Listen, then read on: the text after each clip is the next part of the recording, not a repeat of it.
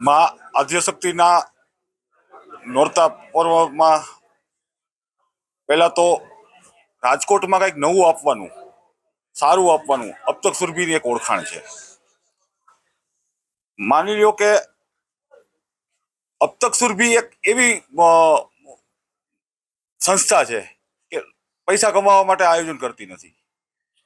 લોકોને સારું આપી શકે, લોકો ને સારું આયોજન, મધ્યમ વર્ગના લોકોને સારી સુવિધા આપી શકે, એટલા માટે અમે આયોજન કરીએ છીએ.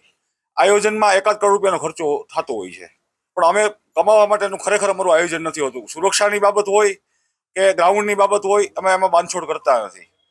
આ સિવાય આપને કહું કે અબતક સુરભી એક, હું મારા પોતાના વખાણ કરું એમ નહીં, કોઈ બેન દીકરી અમારા ગ્રાઉન્ડમાં સેફલી આવી શકે અને લોકો સારા આયોજનમાં રમી શકે, એટલા માટે અમે આ સાહસ કર્યું છે.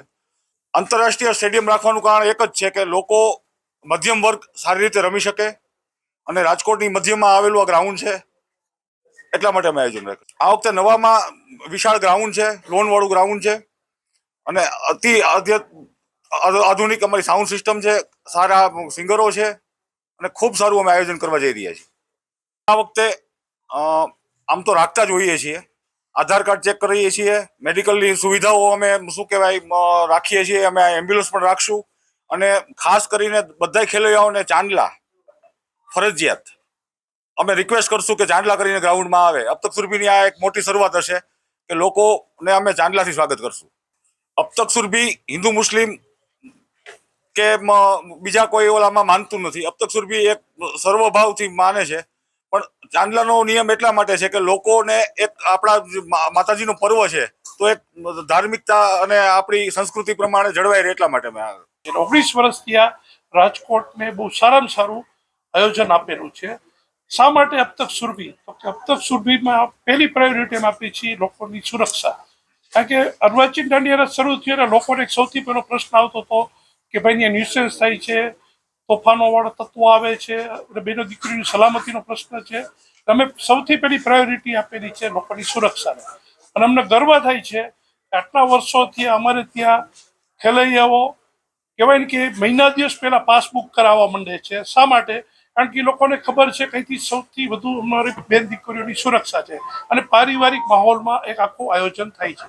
એટલે આટલા વર્ષોથી એક સરસ આયોજન કરતા હતા. આ વખતે મારા ખાસ તો વિજયભાઈ એક કહેવાનું કે કાયમ નવું આપવાનું, એક સાહસ કરવાનું કાયમી તૈયારી બતાવે છે. જ્યારે રાજકોટ કોર્પોરેશન નક્કી કર્યું કે અમે આ વખતે ઇન્ટરનેશનલ જે સ્ટેડિયમ વાળું આપણું જે માધવરાય સિંધિયા ગ્રાઉન્ડ છે, એમાં અમારે નવરાત્રી માટે અમે ખુલ્લું મૂકીએ છીએ, અને 30 લાખ જેવી માતબર રકમ, કે બહુ નાની રકમ ન કહેવાય, આવડી મોટી રકમનું ગ્રાઉન્ડ ભાડે રાખવું એ કોઈ પણ આયોજક માટે બહુ મોટો મુશ્કેલ નિર્ણય હોય છે.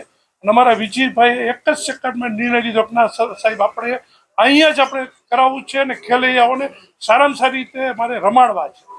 અને હું તમને ખાસ એટલા માટે કહું કે રાજકોટમાં ઘણા મોટા આયોજનો બીજા કરે છે.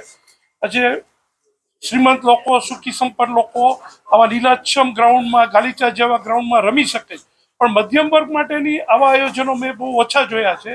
એટલા માટે ખાસ તો અમે ધ્યાન દીધું કે ખેલૈયાઓ, કારણ કે અબતક સુરભીમાં સૌથી પ્રાયોરિટી ખેલૈયાઓને અમે આપીએ છીએ, કે જ્યાં 8,000-8,000નું ક્રાઉડ મેદાનમાં રમતું હોય છે.